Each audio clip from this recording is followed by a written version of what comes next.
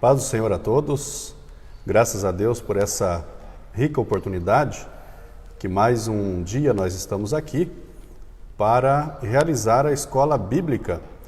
E hoje nós iremos realizar a nossa primeira aula do segundo trimestre do ano de 2020. E antes de efetivamente nós entrarmos no título desse trimestre, no tema desse trimestre, no título dessa lição de hoje, eu já vou chamar a ganhadora do prêmio da live passada, do dia 2, que foi a Zenilda Araújo. Ela ganhou um livro, que o Freitas ele adquiriu da CPAD, e é escrito pelo pastor José Gonçalves, lá do Piauí, ele também que é escritor da CPAD, e o título desse livro é Porque Caem os Valentes. Então é um livro maravilhoso, e eu já li alguns livros do José Gonçalves, e os livros dele são excelentes. Eu quero aqui convidar a Zenilda já para estar aqui e receber aqui o seu brinde, e maravilha. Aí, Zenilda. Obrigada. Deus abençoe, que seja, faça um bom proveito do livro.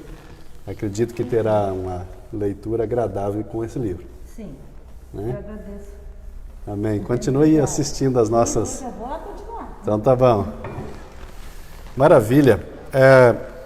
Nós estamos numa lição de hoje, do segundo trimestre, como eu já disse, e na verdade é uma edição especial, é uma reedição, que essa lição ela foi escrita no ano de 1992 e ela foi reeditada devido a essa pandemia. Aqui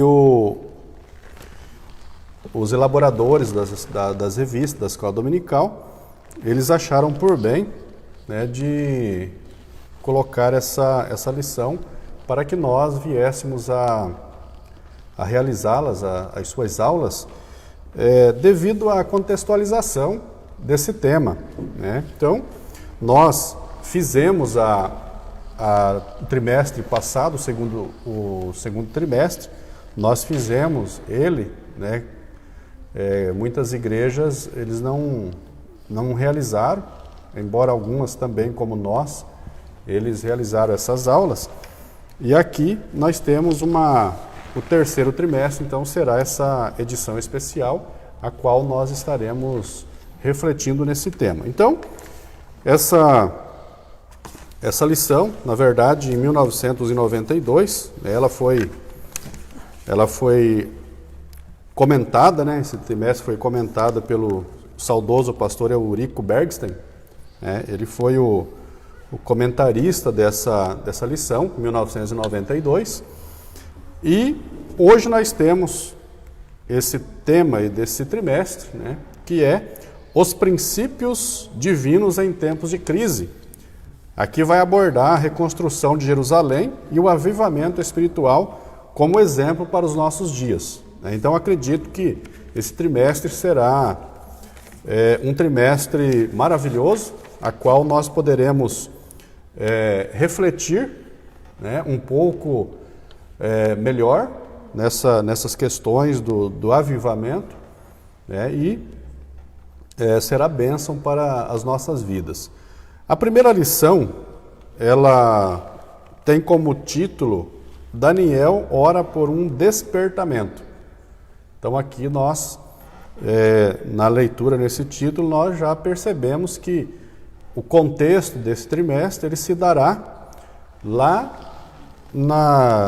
do exílio babilônico, e no pós-exílio, porque justamente esse trimestre vai fazer essa conexão do exílio e o pós-exílio, que é o retorno, para Judá, para Jerusalém. Então, essa lição de hoje já vai ter como cenário ali a Babilônia. E então, Daniel ora por um despertamento. Eu vou ler aqui o textuário A Verdade Prática, a leitura bíblica em classe e também a introdução.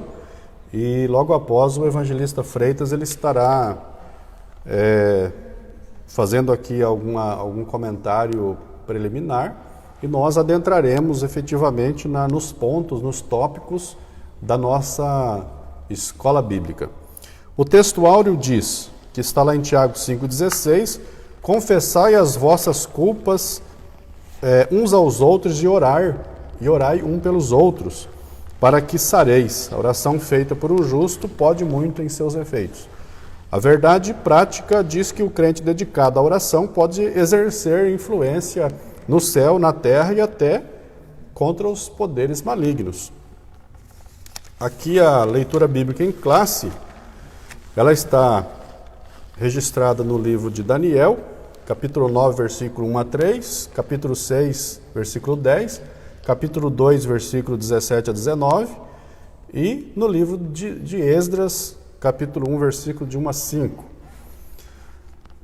Daniel 9, de 1 a 3, diz que no princípio de Dário, filho de Assuero, da nação dos Medos, o qual foi constituído rei sobre o reino dos caldeus, no ano primeiro do seu reinado, eu, Daniel, entendi pelos livros que o número do anos que falou o Senhor ao profeta Jeremias, em que havia acabado as assolações de Jerusalém, que era 70 anos. Eu dirigi o meu rosto ao Senhor, Deus, para o buscar em oração, e rogos, e jejum, e pano de saco, e cinza. Daniel 6:10 diz, Daniel, pois, quando soube que as escrituras estavam assinadas, entrou em sua casa. Ora, havia no quarto janelas abertas para a banda de Jerusalém.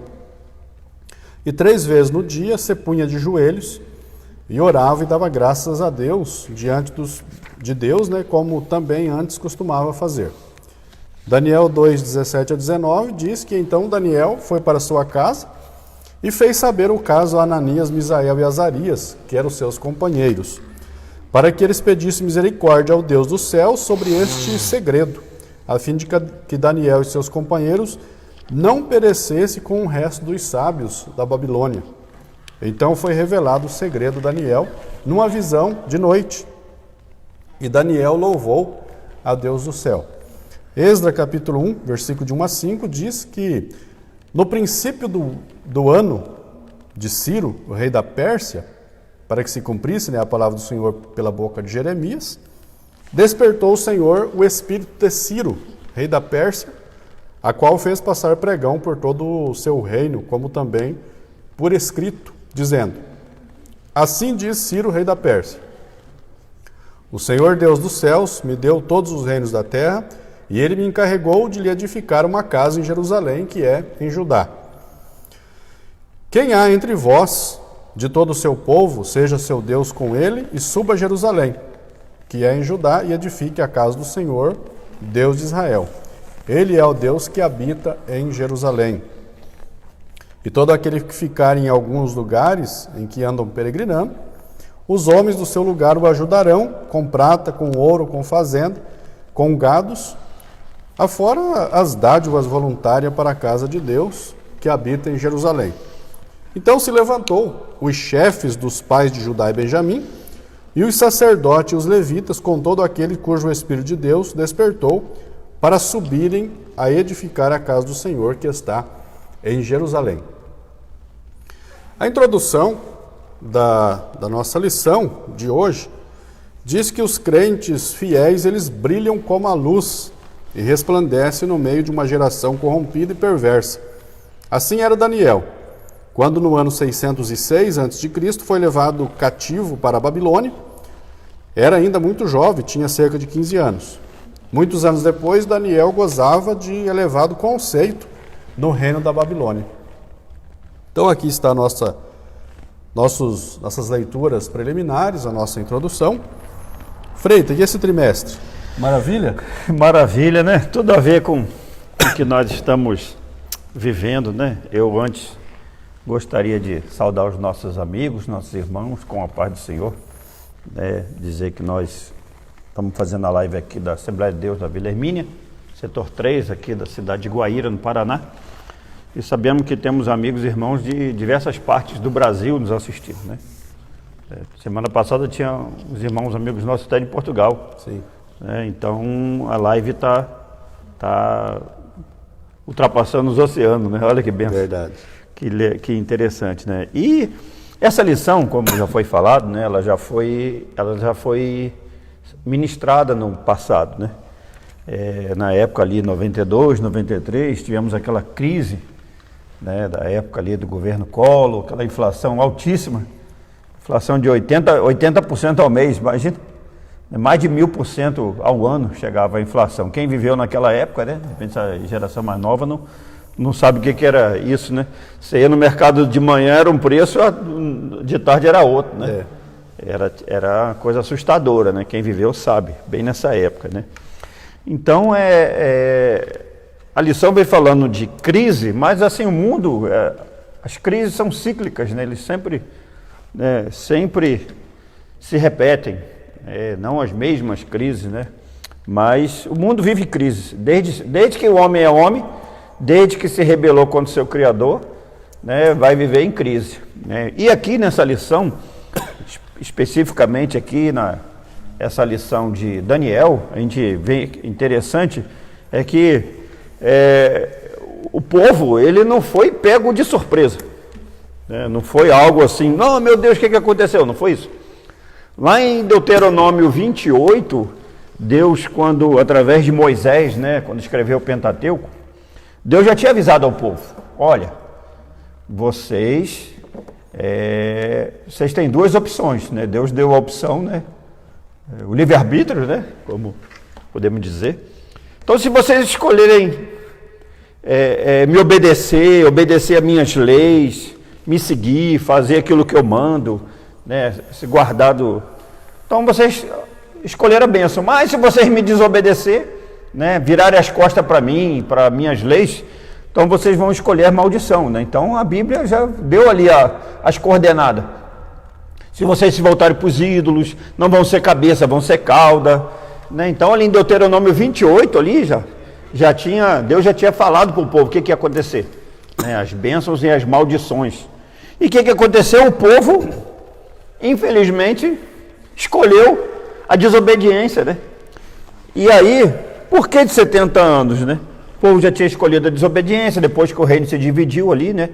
Saul, Davi, Salomão, e depois vieram Roboão e Jeroboão, quando o reino se dividiu, né? Por causa dos pecados, da idolatria, né?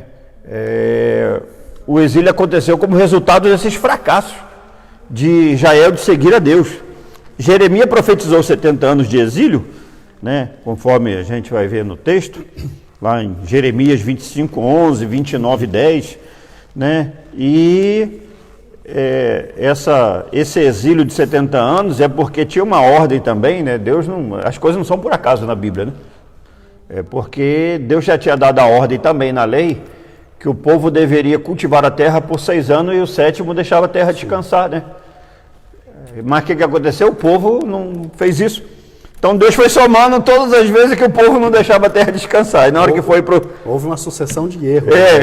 Na hora que foi para o cativeiro, quantos anos? 70 anos, que era o ano que eles estavam devendo a terra, e a terra ficou 70 anos descansando lá em Judá, né? Então, e foram as duas nações, né? A Síria levou o Reino do Norte. A Síria foi Israel em 722, né? E Judá foi levado pela Babilônia no ano 605, a primeira leva, né? Aqui o que aconteceu? A Síria, ela tinha o costume de levar todo mundo, né? Pegava os inimigos e levava todo mundo, para acabar mesmo com a nação ali. Já a Babilônia não, ele levava só a nobreza, levava só a nata da sociedade. Foi o que aconteceu. Foram 3 deportações, a primeira levou só a nata da sociedade, né? Deixando ali os mais pobres ali, né? Então o que aconteceu? Eles ficaram 70 anos para dar um descanso para a terra. E Daniel, ele foi como diz o próprio texto aqui na introdução, com cerca de 15 anos, muito novo, né? Ele foi muito novo, e o que a gente aprende com essa lição aqui? É que quando Daniel, a gente vai ver no primeiro tópico, quando ele começa a ler assim, não que ele começou a ler nesse momento, né? Daniel sempre teve uma vida de oração e leitura, como nós vamos perceber. Mas uma coisa interessante, né, que é o texto áureo aqui, fala de Daniel 9, quando ele ora pelo povo, ele, embora ele fosse uma pessoa que tivesse uma vida irrepreensível, ele orou por arrependimento e ele se incluiu na oração, tipo assim, como se ele também tivesse errado, tivesse pecado, né? Então ele se arrepende pelos pecados do seu povo, e isso não era só ele, né? Neemias fez a mesma coisa, está lá em Neemias 1, bem como Esdras em Neemias 9 também, todos na mesma situação. Assim Daniel nos mostra que precisamos nos arrepender, não só de nossos pecados pessoais, o arrependimento também deve ter dimensões corporativas. Daniel, ele não ora para que Deus se lembre do povo, né? Como nós vamos ver na lição, Deus já estava vaticinado, já estava decretado, já estava profetizado que ia ficar 70 anos lá no cativeiro e depois eles iriam voltar, mas não foi por causa disso. Daniel sabia, mas Daniel orou para que, conforme nós vamos ver na lição, para que o povo se arrependesse e fosse realmente perdoado e transformado, conforme está lá em Daniel capítulo 9, quem lê ele inteiro vai entender. Por quê? Porque senão não adiantava nada. O cativeiro veio para curar o povo da idolatria, dos seus pecados, da sua desobediência. Aí se eles não fossem pecados e não fossem transformados, eles iriam voltar para ajudar e continuar fazendo as mesmas coisas, né?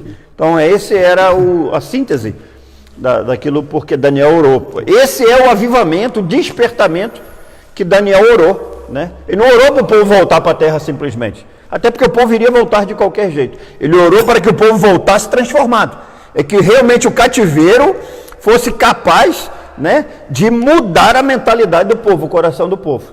Aí sim, e é isso que nós vamos estudar nesse trimestre, né? Porque é da história de Neemias e Esdras, né? Como vamos ver mais para frente, e é o que nós vamos estudar nessa lição abençoada.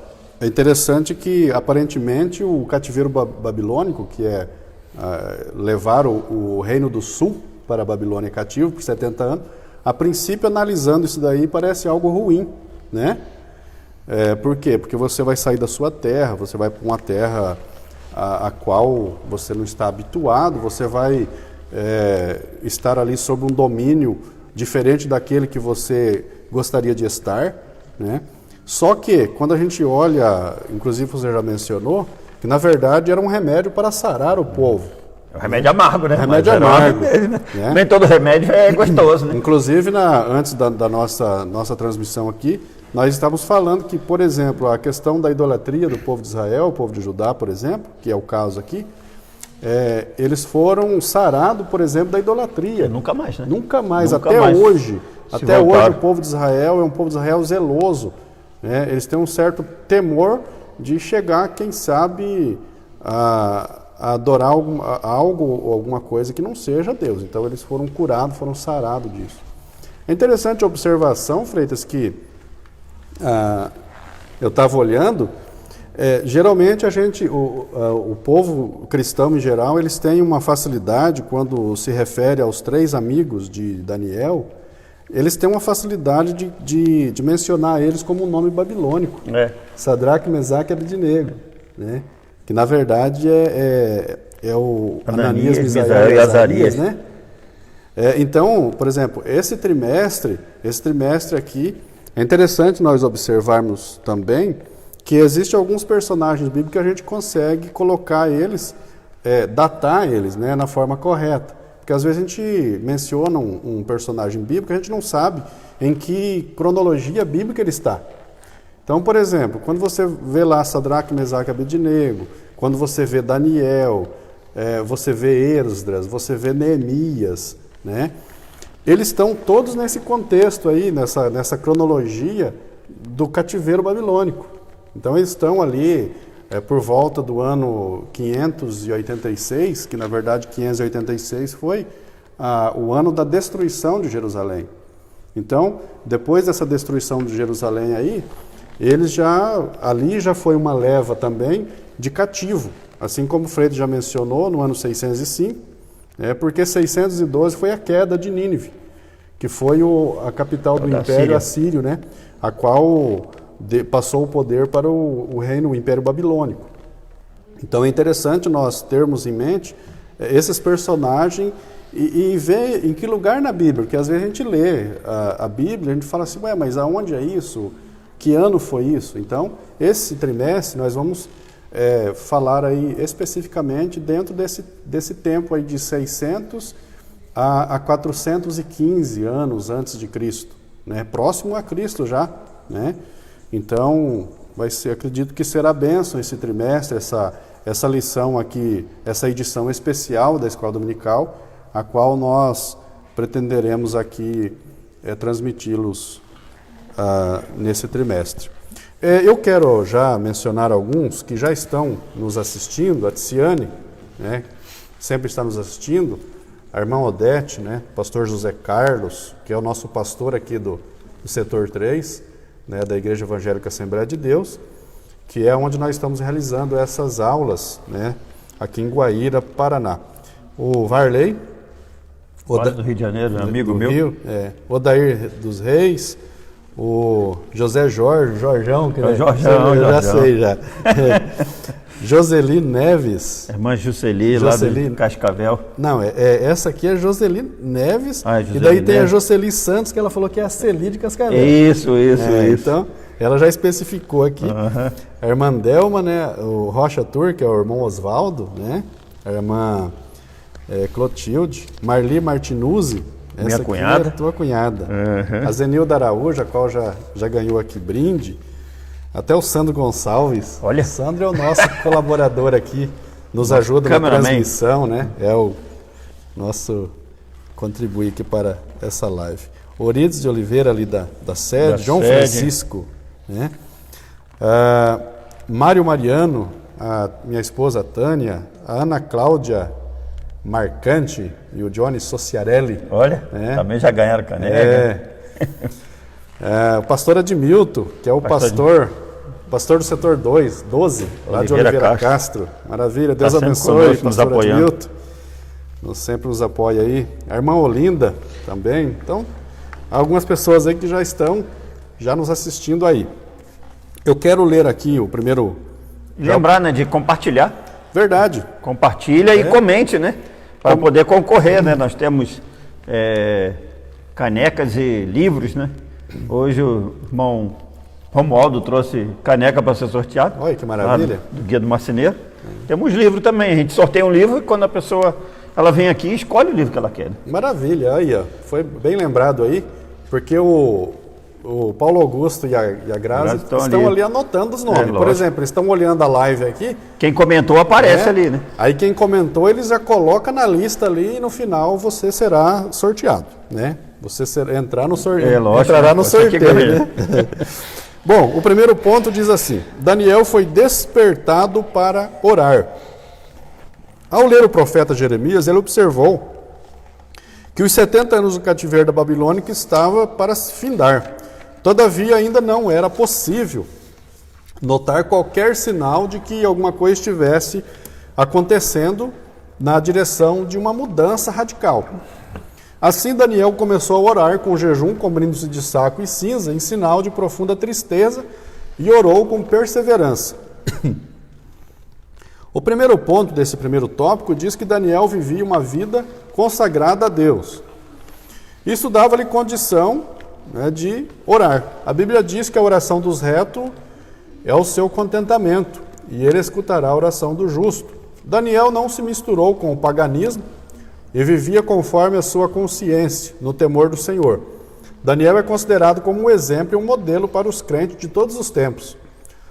O segundo ponto do primeiro tópico diz que a estatura espiritual de Daniel capacitava para enfrentar verdadeiros combates em oração. Muitos crentes não conseguem servir de ajuda decisiva com as suas orações, porque eles nunca chegam a experimentar o que significa combater em oração, o que significa perseverar firmemente em oração. Somente visitam, né, de vez em quando, um culto de oração. Daniel, porém, tinha por hábito de orar 3 vezes ao dia. Quando sua própria vida, bem como de seus amigos, de todos os seus sábios da Babilônia, estava em perigo, Daniel alcançou o livramento e a vitória através da oração. Daniel era, portanto, experiente na vida de oração. Terceiro ponto, coincidindo com o período de oração de Daniel, profundas mudanças estavam para acontecer na Babilônia. O reino da Babilônia estava em guerra contra os medos e persas, e o rei da Babilônia era, na época, o Nabonido, filho de Belsazar, e ele estava na capital, a cidade da Babilônia, que era a capital do império, cuidando de assuntos administrativos do governo. Belsazar organizou uma festa para os seus grandes. Estando já embriagado, ele mandou trazer os vasos sagrados que o rei Nabucodonosor havia trazido do templo de Deus em Jerusalém e havia colocado lá no templo pagão em Babilônia. Ele e todos os seus convidados beberam vinho nesses vasos santos. Houve então uma intervenção divina. O rei viu os dedos, né, de mão de homem que ele escrevia na parede, defronte do castiçal. Acabou-se a alegria da festa. Os joelhos tremeram do rei.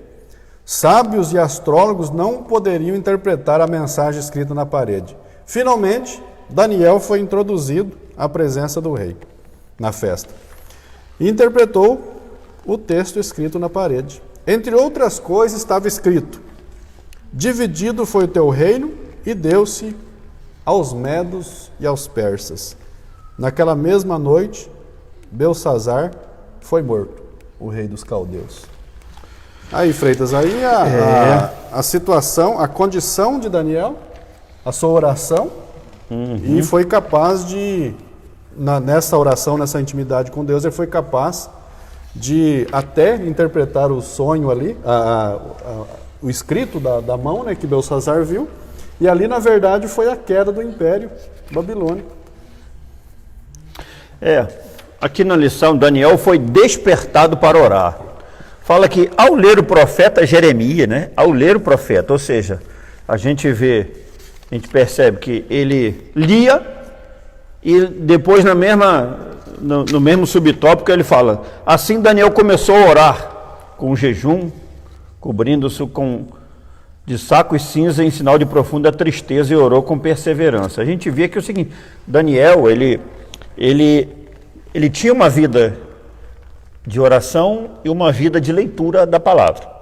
Ele foi levado para o cativeiro com cerca de 15 anos, mas ele já foi com a sua personalidade extremamente bem ajustada em servir a Deus, né? Ele com 15 anos, né? Hoje, se a gente for ver um jovem com 15 anos, hoje um adolescente, né? A gente, infelizmente, hoje nos nossos dias, vê que se pegar um jovem de 15 anos da igreja aqui, infelizmente, a maioria, se jogar no meio dos ímpios, vai ser influenciado. Não vai influenciar, né? E não era o que acontecia com Daniel. Daniel aqui, o que acontece? Ele vivia uma vida de oração e uma vida de leitura da Bíblia. Ele lia e orava. Só que aqui, o interessante é que ele, ao ler o texto da Bíblia, ele foi despertado a orar, em específico por aquela situação. Ou seja, nós, como cristãos, nós precisamos ter uma vida de oração e leitura bíblica diária, constante. Isso tem que ser o nosso dia a dia, tem que ser um hábito, né? A ponto desse hábito influenciar a nossa família, nossos filhos, né? A nossa família, nossa esposa, todo mundo. Por quê? Isso aí, esse hábito de você orar e ler a Bíblia, né? Em determinados momentos, você está ali na leitura da Bíblia, por diversas vezes, às vezes a gente está lendo, e primeiro, quando você tem um conhecimento da Bíblia, e você vai orar, em condições normais, você tem a sua fé aumentada, você deposita a sua fé, a sua crença naquele texto que você está lendo. Se você vê que Deus agiu daquela maneira, aquilo ali te impulsiona a crer naquilo que você está lendo, né? Você é despertado porque você leu, né? Porque a fé vem pelo ouvir e ouvir a palavra. Quando você lê a palavra e naquele momento o Espírito Santo, ele faz aquela palavra ter um significado forte na sua vida, você se apropria daquela promessa, né?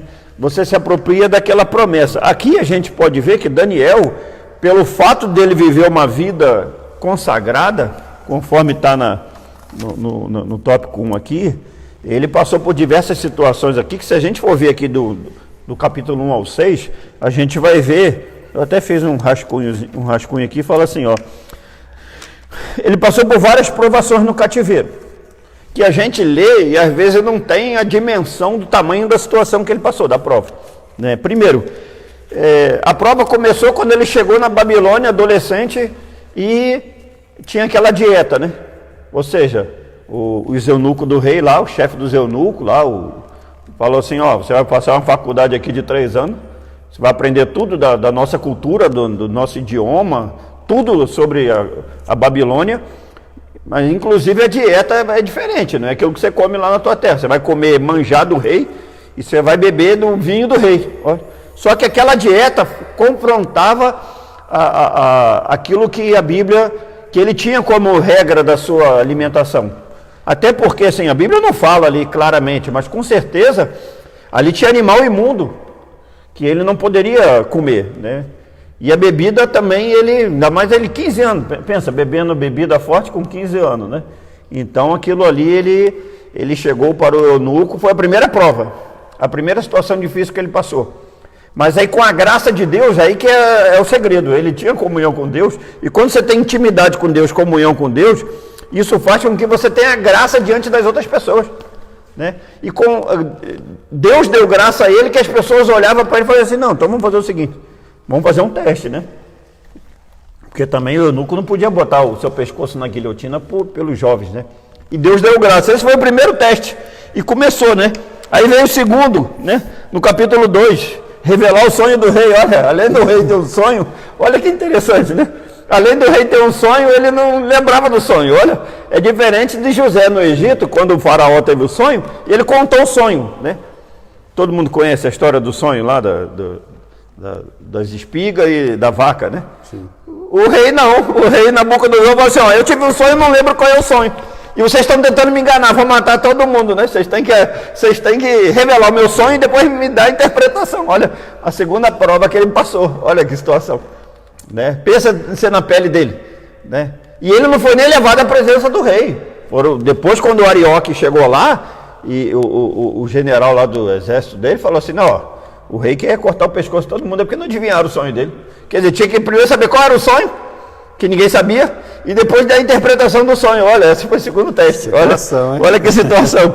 Depois, não foi com Daniel, mas com os seus 3 amigos que estão no mesmo contexto da estátua lá que ele fez. Freitas, imagina chega alguém para você e fala, Freitas, eu quero saber o que significa meu sonho. Aí o que você vai falar? O que você sonhou? O que você sonhou? Mas eu não lembro. Aí vai falar assim, não, você vai falar o que eu sonhei. E dá interpretação aí. Interpretação já é complicado, né? E sem saber qual é o sonho, olha a prova, irmão. Né? A gente está aqui lendo, a gente acha bonito ali, não, que bonito. Deus já revelou, mas... Mais atenção. Imagina na situação. Aí depois vem a fornalha, olha que bonito. Você está lá, né? Imagina, uma crise, né? Bota lá aquela estátua lá de 26, 27 metros de altura por 2,60 metros de largura.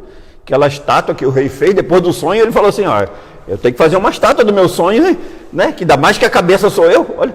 E ele fez a estátua e falou que tinha que tocar os instrumentos e tinha que adorar a imagem. E quem não adorasse, olha que legal, ia para a fornalha, olha, a terceiro teste ali, aí, que prova, passar um teste desse, né? Aí quem não tem vida consagrada faz o quê? Faz, né? Se dobra, tanto é que só 3 não dobraram o seu joelho. A nação inteira, o judeu tudinho, né?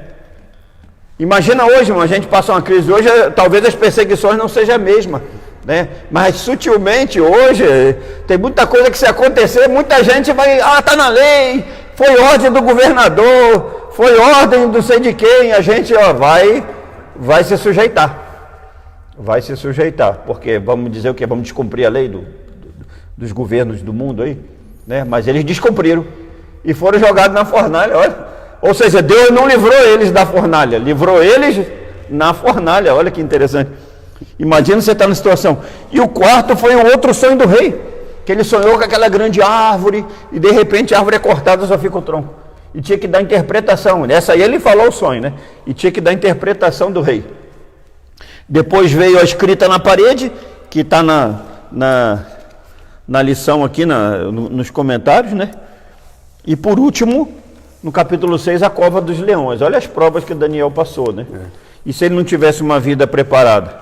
E aí vamos aplicar, né? A Bíblia, ela tem que ser aplicada ao nosso dia a dia, né? Para a gente passar para o próximo tópico aqui. Até porque é muito rica essa mensagem.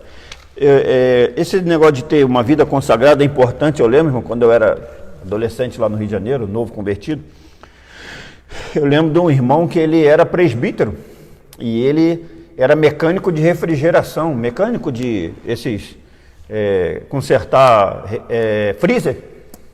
E aí a empresa que ele trabalhava prestava serviço para a Brahma, né? Essa grande empresa cervejeira aí, né? E ele tinha que dar assistência, tinha que estar lá. No Rio de Janeiro tem um carnaval ali, né? Fevereiro, mais ou menos ali.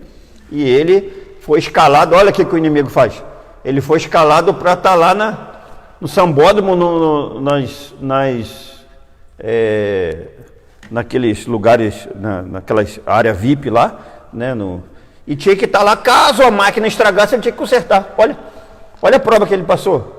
De estar de mecânico de refrigeração lá no carnaval no Rio de Janeiro, e ele tinha que estar lá dentro daquelas áreas VIP lá, né? E para consertar o refrigerador. E ele contava que ele ficava lá e olhava aquele povo embriagado, aquelas mulheres seminuas, e ele lá mantendo a posição, porque ele não pode se misturar. É o paganismo dos nossos dias, né? Ou seja, nós não vamos ter o paganismo igual da época da Babilônia, mas nós temos hoje essa situação. Ele estava no ambiente, mas não se deixou contaminar pelo ambiente, né? Isso é interessante. Quem vive vida consagrada não se contamina com o ambiente, né? E interessante também essa combate. Eu lembro o fato da gente procurar ter uma vida de oração e leitura da Bíblia, de consagração pessoal, é que às vezes você vai passar por situações que não vai dar tempo de você buscar Deus e se consagrar, né? E quando você tem uma vida nesse sentido, naquele momento Deus te dá fé suficiente para você vencer aquele obstáculo. Eu estava lembrando de um testemunho, tem a irmã Jusceli está nos assistindo ali, ela mandou mensagem, uma pessoa lá de Cascavel, que a gente tem um carinho muito grande por ela, pelo seu esposo, pelos seus filhos e pelos seus netos. A irmã Jusceli lá de Cascavel, ela mora bem perto da minha cunhada, né? Então sempre que eu vou lá, eu tenho oportunidade, eu vou lá visitar a irmã Jusceli, né? E eu lembro uma vez que eu fui lá visitar ela, né? Se ela está online, ela pode até confirmar o testemunho. E como eu estou lá conversando com ela, com o esposo dela, pessoa que a gente tem um carinho muito grande, aí de repente eu ouço um choro de uma criança, assim, um gemido, né? Aí eu falei, irmã Jusceli, o que é isso que está acontecendo? É o nosso neto, o Nicolas, ele está com uma dor de cabeça muito grande.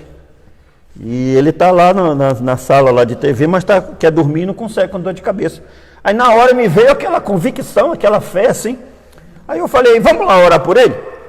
E vamos lá orar por ele. Aí fomos lá no quarto, no lugar que ele estava, na sala de TV. Aí eu cheguei para ele lá, ai. E eu estava com aquela convicção, né? Muito grande. Aí eu falei para ele assim, Nicolas, você crê que Jesus cura? Ele creio.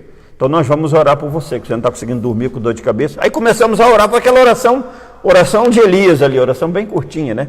Oramos, pedimos a intervenção divina. Quando nós terminamos de orar, irmão, não deu nem um minuto. Quando nós demos o amém, em nome de Jesus, amém, que olhamos, o menino estava dormindo, passou a dor de cabeça. E o menino foi, e graças a Deus, Deus curou ele ali, passou a dor de cabeça dele e ele dormiu. Quando a gente, foi interessante, quando terminamos de orar, né? A gente olhou, o menino estava dormindo já, estava dormindo. Não vou dizer que estava roncando, né? Mas estava dormindo, olha que benção. Né? Ou seja, às vezes Deus te coloca em situações em que é a situação que você tem que exercitar a tua fé. Né? Por isso que você vive uma vida de constante consagração, oração e leitura da palavra. Mas em determinados momentos, você tem que estar em condições de, numa batalha espiritual qualquer, de repente vai alguém lá na tua casa e fala assim, irmão, vamos ali que uma pessoa caiu demoniada, um vizinho. Olha que situação, você vai ter que ir lá expulsar o demônio. Aí você não ora, não lê Bíblia, vai expulsar o demônio, aí vai acontecer igual aconteceu lá na época lá de Paulo, lá, que aqueles filhos de Cefas, não foi? Que foram lá, aqueles jovem lá. Aí no nome de Jesus que Paulo prega, aí o demônio... Olha que situação. Eu conheço Paulo. Eu conheço Paulo, sei quem é Jesus. E Paulo, sei quem é. Mas vocês aí, ó. Pulou no pescoço dele. Olha que situação. Já pensou? É melhor nem ir, né? Dá uma desculpa, né? E vai se consagrar, vai orar, né? Vai ler, porque essas coisas podem acontecer, né? Ou então você é um agente secreto, né? É um agente secreto. Ou no teu trabalho, às vezes vai chegar alguém, a oportunidade que você tem, aquela pessoa que às vezes pega no teu pé, fala mal de você, te persegue, é a oportunidade que Deus vai permitir alguma coisa na vida dela, ela vai chegar para você e falar assim, pô, ora por mim, eu estou com uma situação muito difícil da minha família, é a hora que Deus vai glorificar o nome dele na sua vida. Por isso que a gente tem que estar com a vida no altar. E aqui, terminando aqui esse tópico 3 aqui, que fala sobre essa parte de Belsazar aqui, o neto de Nabucodonosor, né, filho de Nabonido, né, e ele estava dando aquela festa, né? E foi interessante ali, né? Porque ele foi usar os vasos sagrados que não poderia, né? Para meter numa orgia, uma festa pagã. Que tinha imagina uma festa com mais de 1000 pessoas lá, para os seus nobres. E aí, de repente, pegou os vasos de ouro do templo, né? E aí, de repente, apareceu aquela mão de homem, os dedos de homem, escrevendo em letras de fogo assim: Mené, Meneu, Mené, Mené, Tekel, o Farsim, né? Ou Pérez no singular, né? Aquilo ali eram medidas, né? Cálculos, eram substantivos, né? Que significava mené, mené, que é número, tekel, peso, e pérez, divisões e fragmentos, né? E aí o que acontece? Ninguém podia interpretar o que estava escrito, as pessoas podiam até ler mené, mené, tekel, farsim. Mas ninguém sabia o que significava, porque alguns dizem que estava escrito em aramaico, outros dizem que estava escrito em hebraico. O importante é que ninguém conseguia significar. Até poderia saber que aquilo ali eram substantivos de medida, né? De peso, de medida, de partes de contabilidade, por exemplo, mas não sabia o que significava. Aí chamou Daniel, né? Que já tinha, o seu nome já era conhecido por ser um homem que o Espírito de Deus estava na vida dele. E chegou lá, ele deu interpretação, né?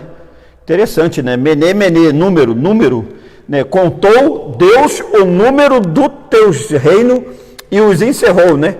Aí depois ele transformou, né, esses números em verbos, né? Daniel transformou esse número em verbo e deu interpretação de maneira que os babilônicos pudessem entender, porque essa não era uma interpretação normal dos hebreus, né? Então ele olhou, mené, mené, ele falou, contou Deus o número do teu reino e os encerrou. Tekel é pesado, né, medida, né? Pesado foste na balança e foste achado em falta. E Pérez, né, dividido foi o teu reino e entregue aos medos e aos persas. Ou seja, dividido, fragmentado. Ou seja, Deus, por causa desse ultraje das suas peças sagradas do tabernáculo, Deus pesou a mão com força ali. E naquela mesma noite se cumpriu a interpretação que... Eles acharam até que aquilo ali, não, né, estavam embriagados, não levaram muito a sério a interpretação. O Varley aqui, ele...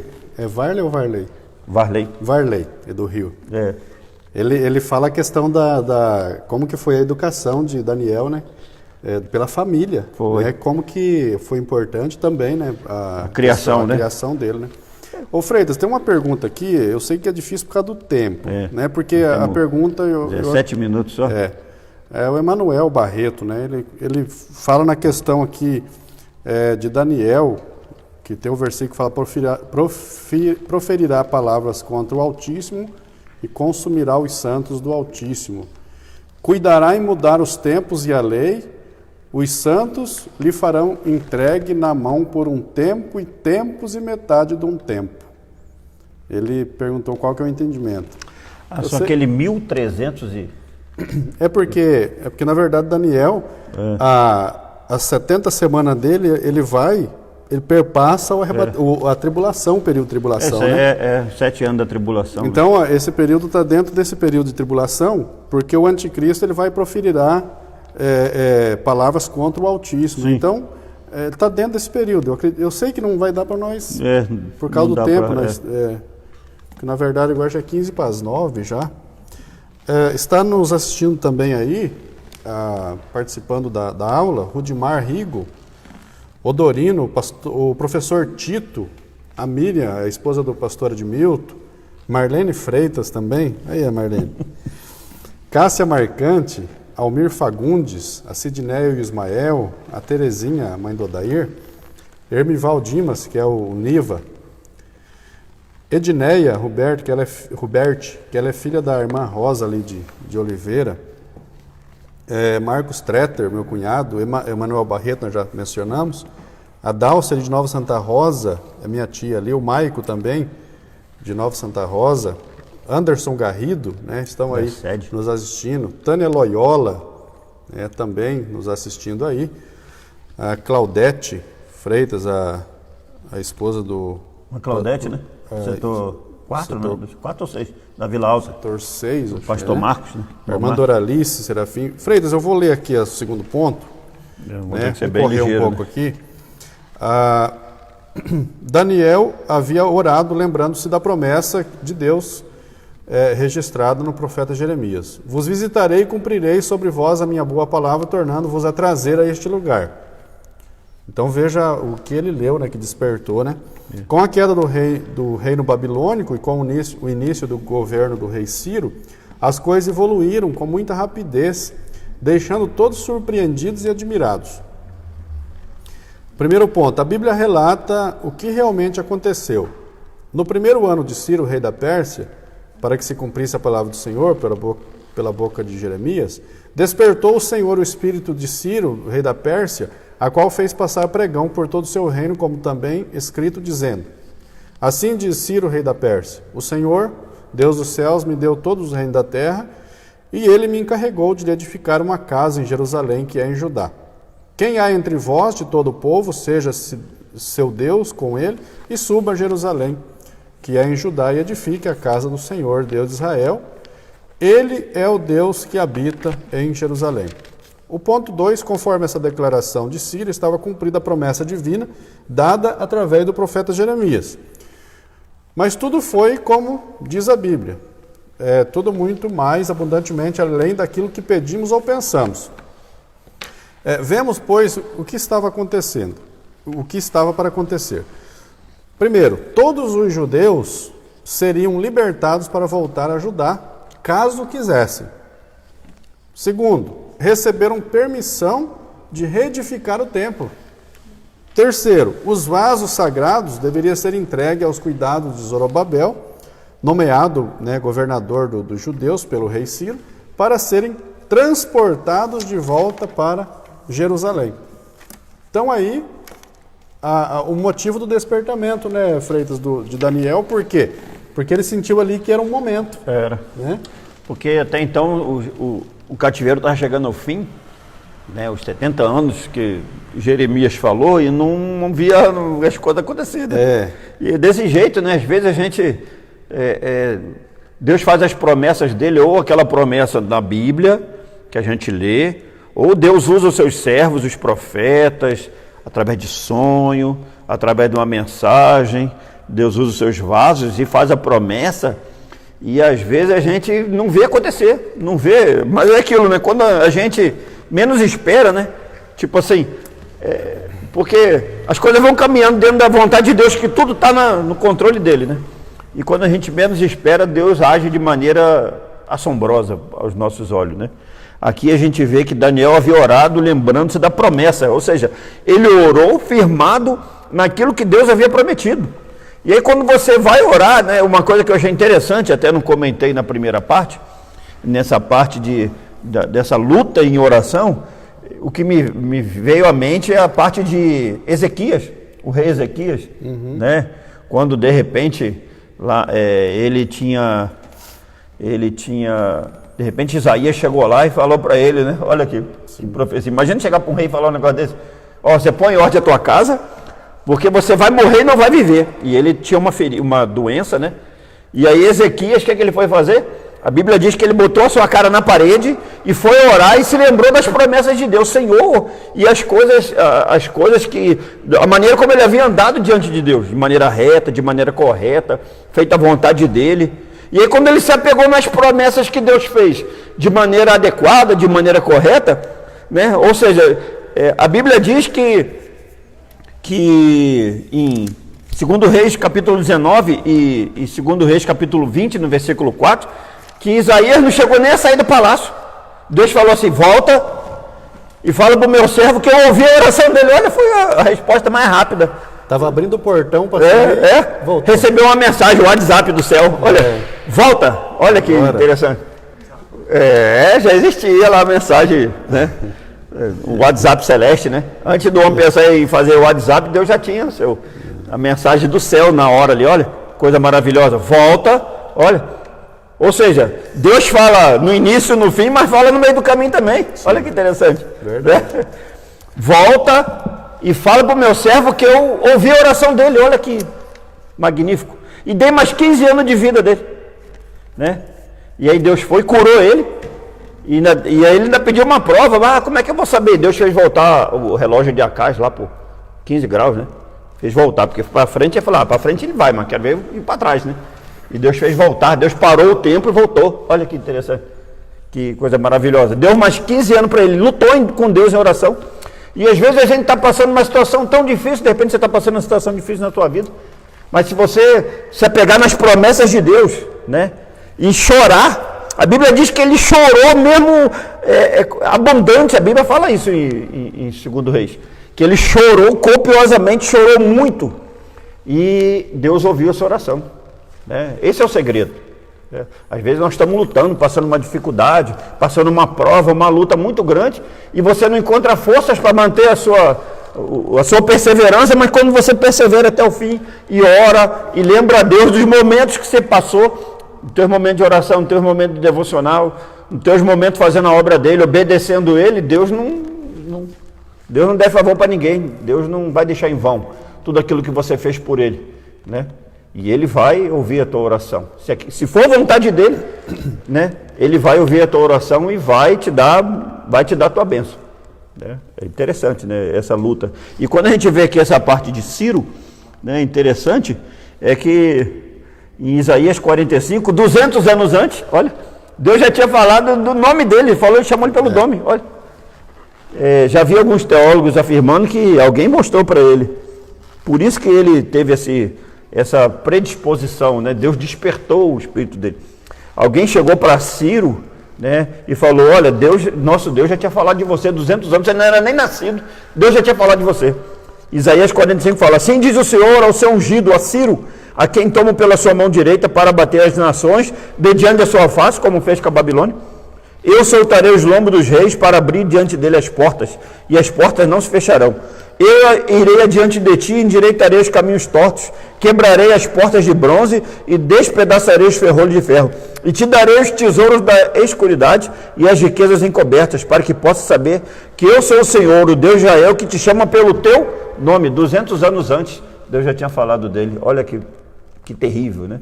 Freire, Deus faz. Dá para a gente perceber aí, acertadamente, que toda a história, tudo está no controle de Deus, né? O tempo, a tudo humanidade. Está no controle de Deus. Então, nada foge do controle.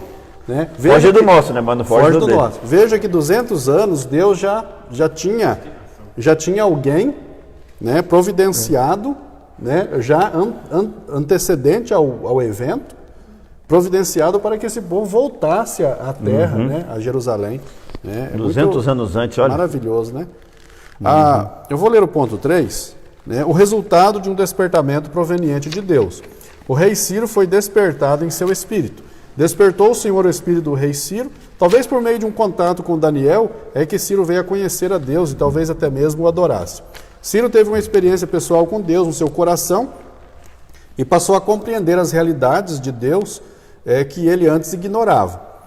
Ciro passou a ver como o Senhor dos céus, o grande rei Nabucodonosor, demorou a aprender esta lição. Cada despertamento verdadeiro faz com que o homem veja a majestade de Deus, sentindo a sua própria pequenez e o seu pecado e a sua baixeza. Saulo, ele assolava e perseguia, fazia e desfazia, e quando ele se encontrou com Jesus no caminho de Damasco, ele caiu por terra e apenas pôde perguntar: quem és, Senhor? A Bíblia diz que ninguém pode dizer que Jesus é o Senhor, a não ser se for pelo Espírito Santo. Ciro teve uma experiência com Deus que é santo. Os vasos sagrados haviam sido roubados do templo de Jerusalém por Nabucodonosor e guardados no templo pagão da Babilônia. Ciro era agora o responsável por eles. Mesmo sendo eles vasos muito valiosos, ele queria voluntariamente devolvê-los. Assim aconteceu sempre em cada despertamento verdadeiro. Quando Zaqueu teve um encontro com Jesus, ele quis devolver o que havia ganho também com usura. O rei Ciro recebeu bênçãos espirituais. O profeta Isaías, 200 anos antes, profetizou cerca de Ciro, você acabou de ler, Freitas? Chamando de ungido do Senhor. Isso nos permite entender que o Espírito Santo deve ter lhe proporcionado alguma bênção espiritual. Cada despertamento traz bênção para o coração do crente. E é aquilo, quando a pessoa é despertada, isso, Deus ele incomoda a pessoa, assim, a pessoa é despertada, ela tem essa vontade de abençoar a obra de Deus, A gente vê casos de, não somente crente, Deus toca no teu coração e manda você ir lá e abençoar um certo servo dele, É experiência para quem é abençoado, e a experiência para nós, quando Deus toca no nosso coração e a gente vai lá e abençoa. E Deus faz isso até com não crente. A pessoa sente um desejo, às vezes, de abençoar a obra. Não é fazer barganha, tipo, eu te dou isso, você me apoia em eleição, em alguma coisa, não. A pessoa sente o desejo. Aqui mesmo na nossa live tem pessoas aí que nem evangélicos são, sabe? E sentiu o desejo de nos dar brinde, de assistir, e nos abençoar. Não pediu nada em troca, E tem gente que não pede nada em troca. Ela é grata. Deus colocou essa gratidão no seu coração. Ela é grata por aquilo que Deus faz na sua vida, Então as pessoas são despertadas. Deus nos desperta e a gente quer fazer alguma coisa, se sente incomodado. Eu tenho que fazer alguma coisa em prol da obra de Deus, do Evangelho, Não é aquele que só quer desfrutar, só quer as benesses, só vê o seu lado, não, é o contrário, a gente quer abençoar a obra de Deus.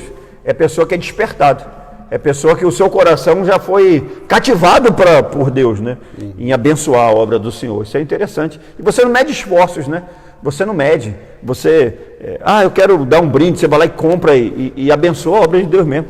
Não é aquela coisa, vou fazer isso para me propagar, para eu aparecer, não. Você já é grato a Deus por aquilo que Ele fez na sua vida. E o rei foi despertado. Ele abençoou, falou assim, quem tiver o coração, quase que ele falou, o coração é igual ao meu, Mas quem tiver o coração que queira voltar para a sua terra, e vai lá e reconstruir, e pode usar os impostos para fazer a obra, toma aqui os vasos e leva os vasos sagrados. Olha que bonito, E um não crente fazendo isso, eu acho isso é muito interessante, Deus desperta, A obra de Deus, quando Deus está no negócio, as pessoas em volta são tocadas, são compungidas, são despertadas para ser uma bênção na obra de Deus, Porque Deus está no negócio. Freitas, o pastor Eurides de Lima, lá do Rio Grande do Sul, está nos assistindo. Que benção. Também Givelto Coimbra, de Goiânia. Reis VRCC. Isso aqui eu não... cadê? Estou lendo como Reis. está aí. É uma moça que trabalha comigo, mas ela trabalha lá em Guarulhos. Trabalha na Receita também, mas lá em Guarulhos. Eliseu Furquim, Ronaldo Bueno também está assistindo. O pastor Furquim, Exatamente. Que benção lá de Marechal, Olha que benção. O Sandro Gonçalves está questionando aqui a questão de que você falou 200 anos antes. Foi. Foi profetizado. Ele está fazendo a predestinação. Esses irmãos. Vamos entrar com a questão do calvinismo aqui agora. Nós tratamos no trimestre passado essa questão.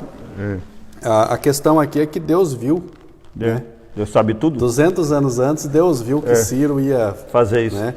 A questão é que Deus viu quem seria usado, né?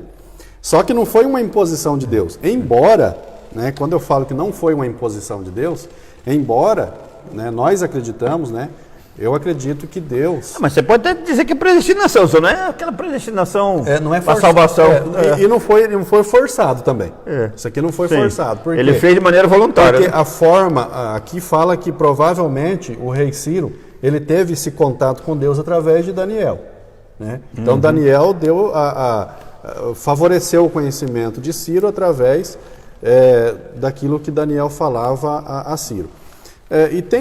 Nós não somos assim, nós não somos tão aversos a essa questão às vezes Deus decreta algo que não tem como você fugir daquilo. Sim. Quer dizer, é uma forma decretiva, sim, né? Por exemplo, Deus é soberano, né? Faz o que quiser. Quando Deus falou para Jonas, vai e pregue a cidade de Nínive, ele teve escolha? Não. Né? Ele não teve a possibilidade de usar livre-arbítrio. Né? Por quê? Porque foi uma determinação de Deus. Então nós acreditamos que existem algumas questões específicas a qual Deus quer usar uma pessoa e é aquela por um caso específico. Sim. E a nulidade do livre-arbítrio é notório quando isso acontece. É que ali o caso de Jonas é porque Deus queria tratar com Jonas, né? Então, Deus queria tratar com ele. Quem precisava ser salvo era Jonas, não é somente Nínive. Né? Aqui a Elisângela até comentou o que o Sandro disse aí. Ela falou, não é predestinação, é presciência. E é aquilo que eu falei, né? Que Deus, na verdade, Ele conhece, então, presciência. Ou seja, Ele conheceu antecipadamente, 200 anos antes, o que iria acontecer. Freitas, mais uma aula, e já foi o tempo. Foi. É interessante que eu estava observando aqui que não tem conclusão. Não né? vi também, estou procurando aqui. Ela encerra assim, no terceiro ponto dessa aula, no caso, ela já encerrou. Freitas, você quer fazer algum comentário a respeito da próxima aula? Na próxima aula temos que ver com os nossos irmãos aí que nos ajudam aí, ou o Sandro, ou o Romualdo, se nós vamos poder fazer no sábado. Sandro, tem possibilidade? Né? Vai ser mesmo horário, às 20 horas. Pode então, né? O Sandro falou que ele pode. Nós tivemos diversas solicitações de darmos a aula antes do domingo, né? Então nós começamos as lives já com 3 aulas ou 4 aulas. Porque essa aula de hoje é do domingo passado. Então o pedido que fizeram é que nós fizéssemos a aula antes do dia da aula propriamente dita, né? Antecipadamente, não postecipadamente. Por quê? Porque a próxima aula ela domingo agora. Domingo, né? Então nós faria ela no sábado. Nós estamos aqui estudando para fazer a próxima aula do dia 12 de julho no dia 11. Despertamento espiritual, um milagre. Ou seja... Domingo é dia 11? É, dia 11. Então nós faríamos... Não, é dia 12. Dia 12. Então nós faríamos dia 11, né? Sábado. A Elisângela falou que era o Marcelo que falou. Que eu percebi. Eu só não falei, né? Porque eu sei que a irmã Elisângela é tão inteligente quanto o Marcelo, né? Isso. Então daí ficaria assim, Freitas. Nós vamos ter a aula, então, no sábado agora. Hoje é quinta. Né? Dia 11, hoje é dia 9. Dia 11 nós vamos ter a próxima aula agora, no próximo sábado. Aí a outra aula vai ser normal na outra quinta-feira, né? Aula 3. Nós só vamos fazer sábado agora para ajustar essa questão, então, né? Maravilha, né? Deus abençoe a todos, né? E nós vamos fazer o sorteio. Acredito que o Grazi está pronto aí? Cadê as canecas do... Está aqui, guardando. Não sei. Não, que o irmão Romualdo, lá do Guia do Marceneiro, nos doou 4 canecas igual essa aqui, só que ela tem o símbolo do Guia do Marceneiro, né? Essa aula aqui, Freitas? Acho que está dentro do carro. Essa aula aqui, daqui 1 hora mais ou menos, vai estar disponível também no YouTube. Né? Então nós vamos sortear uma caneca e um livro. Vamos fazer assim? Sim. Aí quem ganhar a caneca, ela vai vir com o símbolo do Guia do Marceneiro. Eu vou ver a possibilidade de gravar o nome da pessoa também, né? Se puder. Então nós vamos sortear primeiro a caneca e depois o livro, a gente sorteia assim, sorteia um livro. Se a pessoa, ela pode vir aqui e escolher o livro, igual a irmã fez, escolher um livro muito bom lá, né? Oi? Tá no carro ali. Não precisa não. A gente... A Miriam, a esposa do pastor Edmildo, falou assim, hoje uma caneca é minha. Olha, Aí, ó. você que é fé. É, Hebreus 11, né? Fé é o É fim do fé, fundamento. lógico, né? Maravilha. Nós vamos sortear então um número aqui. Irmão Anderson da Sede também falou, Freitas, quero minha caneca. É, aí, ó. Aí, olha aí. Então o Sandro vai tirar um número aí, Sandro. Tira um número aí, vamos ver o que vai dar, né? É.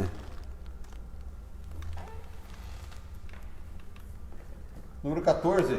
Número 14. Quem é o 14? Rocha Tur. Ô, Rocha Osvaldo. Osvaldo Rocha. Né? É o irmão Osvaldo, aqui do lado, é o nosso vizinho. Né? Então... Ele que já ganhou, não? Não. Não. Ainda Foi não. outro, né? Né? Então Irmão tá Rocha Tur. Rocha Tur, né? Eu tô falando que eu sou Osvaldo. Né? Pode ser a irmã Clotilde, então... Então é o irmão Osvaldo, então. Maravilha. Mais um? Sortear mais um? Tira aí. Vamos. Cadê o Paulo? Paulo Augusto, tira um aí. Então, irmão Rocha, tu ganhou a caneca. É, uma caneca, né? Isso.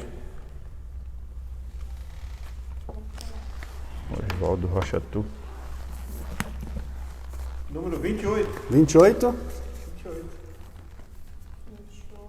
Emanuel Barreto. Quem que é, mano? Emanuel Barreto, aquele que fez a pergunta ainda. É.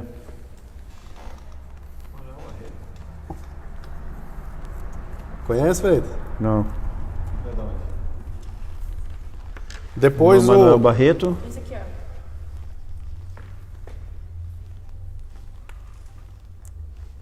Ah, é o irmão do Barreto, do Galomilde. Ah, irmão do pastor Barreto? Irmão do pastor... Olha, que benção. É, maravilha. Ele pode vir Então, aqui escolher um livro. É. E o então, irmão do Osvaldo do Rocha Tu, a caneca, a gente Isso. vai ver se pode gravar o nome lá, né? Caneca doada pelo Romualdo do Guia do Marceneiro. Maravilha. E Então, os irmãos que tiver, né, que quiser doar algum brinde, fazer alguma divulgação da sua empresa, ou quiser doar mesmo, né?